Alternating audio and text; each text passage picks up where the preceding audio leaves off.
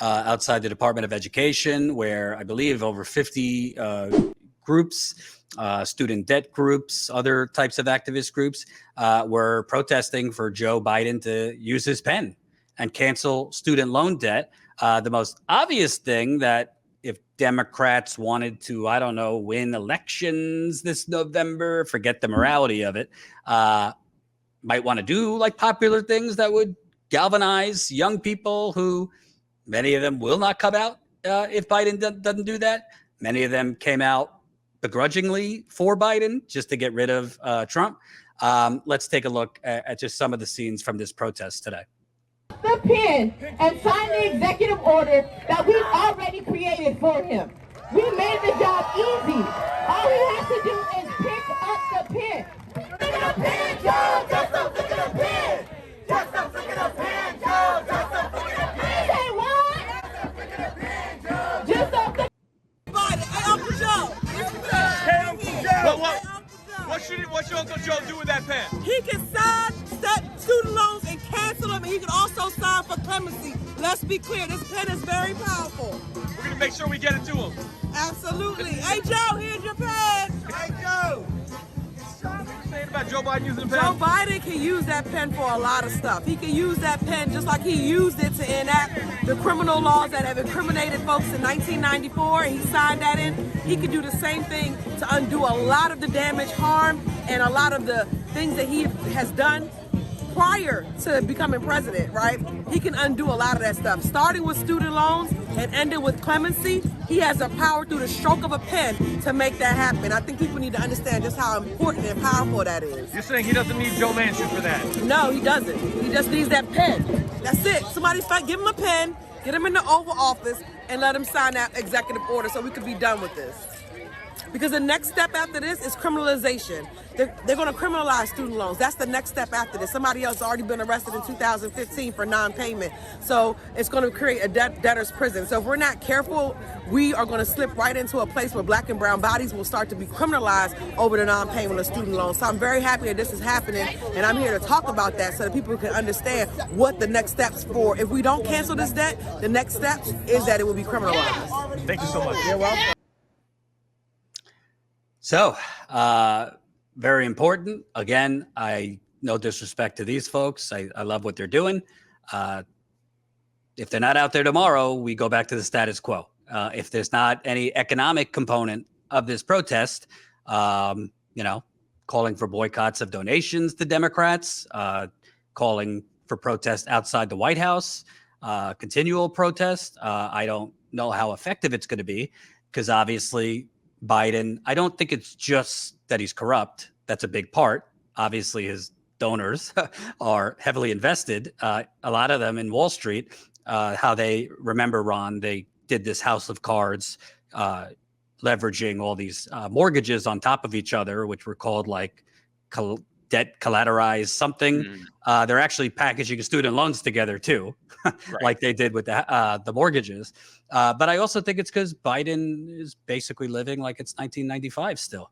And, you made a commitment, you made a promise here, and you gotta earn your promises, even though Biden. I think 1995 is being generous. I mean, I think he's still living. I mean, he's still living in the 70s. He has no clue what it's like for young people. And he's made it very clear he does not care. I mean, I have no empathy. That was one of his most famous lines. That was his big message to young people. I have no empathy. You guys have your iPhones. What more do you want? Well, I mean, our economic circumstance has gotten worse and worse. I mean, just in the time that you and I have grown up, Jordan, I mean, it's really, even just within the millennial generation, it has gotten progressively worse. The one inspiring thing about all that is we got a new crop of young people coming up. I know you got to speak to a lot of them recently in Florida, but we got a new crop of young people coming up who are absolutely freaking inspirational, who despise capitalism, who want justice, who want opportunities, who want to do something about climate change. And I can't wait till they're in charge personally. I just hope it's not too late. I feel like as an elder millennial, I kind of want to trade our time it. Just give it to them. I'd be like, look, I'm looking around. I'm seeing Pete Buttigieg, Joe Kennedy. We'll just forfeit our time and give it straight to you guys. I think that's a better idea. But yeah, I mean, it's one of those things where it's just we're in a moment where something like student loan debt, it's not as it's not as kind of hard-nosed and direct as, okay, we're in a workplace, we demand better treatment, we're going to go on strike, we can threaten a strike. I mean, sure, people can threaten just not paying, but again, like, well, they can just start throwing people in jail, and Joe Biden especially would be happy to do that. So would Kamala Harris. So it's a much different societal demand in that regard, which makes building a movement a lot more difficult. It's not easy. It has to be done, but it's not easy. It's not easy for people to show up multiple days in a row. People have jobs, people have lives, people got to keep food on the table, and people got to look out for their families. And by the way, this is a systemic design. The United States designs it in a way where it's not easy to go on strike. Everything from not paying living wages to having health care tied to your job. They make sure that it's really hard for you to say enough is enough and I'm not going to take any more. So, you know, when it comes to student loan debt, it's so ridiculous. This guy could just, with one signature, wipe out debt, bring generations out of crippling amounts of debt, not just millennials, but Gen Z members, Gen Xers in some degrees. So it would be huge. It would be huge. And it would be a huge economic shot in the arm because guess what? People would have more money to spend in the economy. And he could do it with a stroke of a pen. And what it would do politically, Jordan, I think it goes beyond November. I think if this happened and the Democratic Party really took it and ran with it, they would have the majority for years to come. So, but again, I don't think the Democrats' top priority is winning. I think their top priority is keeping the donor class happy. And the donor class certainly doesn't want this to happen. So it's a no-brainer from every situation you look at it. The only losers here are a couple of predatory loan profiteers who would still be rich at the end of the day anyway. It's a really small percentage of loan profiteers that are really benefiting from this stuff. When they make the argument like, oh, it would screw over all these people if you just forgive these debts. No, it wouldn't. It would just like take away a little bit from the people at the very top who don't need it anyway, but they're that freaking greedy. They're that freaking greedy that even though it would lift society up in a way that would be historic, quite frankly, they still don't want to do it because of the profits of the few. And those few control our politicians. They control our judges. They got it all in their pocket. And that's why Joe Biden won't do the bare minimum. And, you know, I hate to harp on this, but I know it's very contrarian and edgy to make it out like, Bernie Sanders, blah, blah, blah. And look, there's a million things Bernie Sanders has done that have pissed me off. But I'll tell you what, if Bernie Sanders were president, there's a lot of executive orders he would have done that Joe Biden just freaking won't do. That's why for every time Bernie Sanders ticks me off, and there are many, believe me, there are many, I will not stop saying we would be infinitely better off if he were president right now. And this is one of the reasons why. Well, also, I think there's another element, and this gets more into corrupt psychology. Let's say he does know that this would be successful politically. And I have to assume they're not stupid enough not to realize that. I'm sure polls clearly show them what this would do for them. I think because they are so bought and paid for, we live in the United Corporations of America, shout out to the flag, because they are so bought and paid for, they know that if they open the spigot and cancel student loan debt, that kind of galvanizes the forces. Wait a minute, we could do this, but not get Medicare for all. We could do this, but not get paid sick leave. Like apparently we can do big things that help working class people. So it kind of gets rid of that, like how you're going to pay for it argument, or severely weakens the how you're going to pay for it if you give a dramatic, bold economic relief to, I mean, all people, but specifically Black people have taken it the most as far as student loans. I think they make up over half, maybe more, in terms of the proportion of who owes student loan debt. So I think that there is basically not wanting to open Pandora's box and give momentum to other causes if we cancel student loan debt.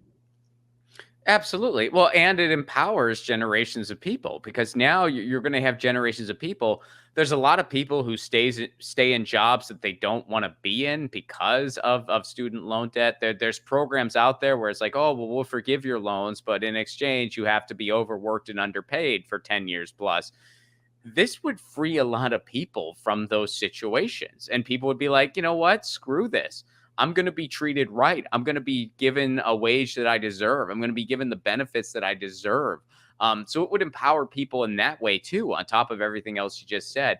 And that's why there's the big resistance to do it. This is basically letting people know they don't have to take the diminishing quality of life. And that's why Joe Biden won't sign this executive order. One of the many reasons why he won't sign this executive order.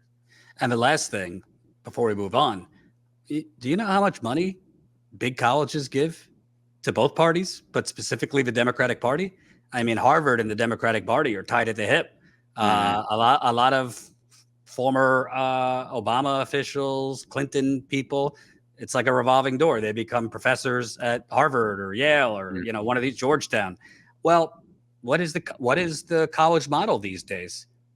Insane tuition, and the only way a lot of people can go is student loans. So if you wipe out student loan debt for the people that have already gone to school, well, obviously there might be momentum for a follow-up policy, which is dramatically lowering tuition at these schools, or free public college, which Bernie obviously ran on. So that's another thing Biden's donors and Republicans' donors, to be clear, don't want.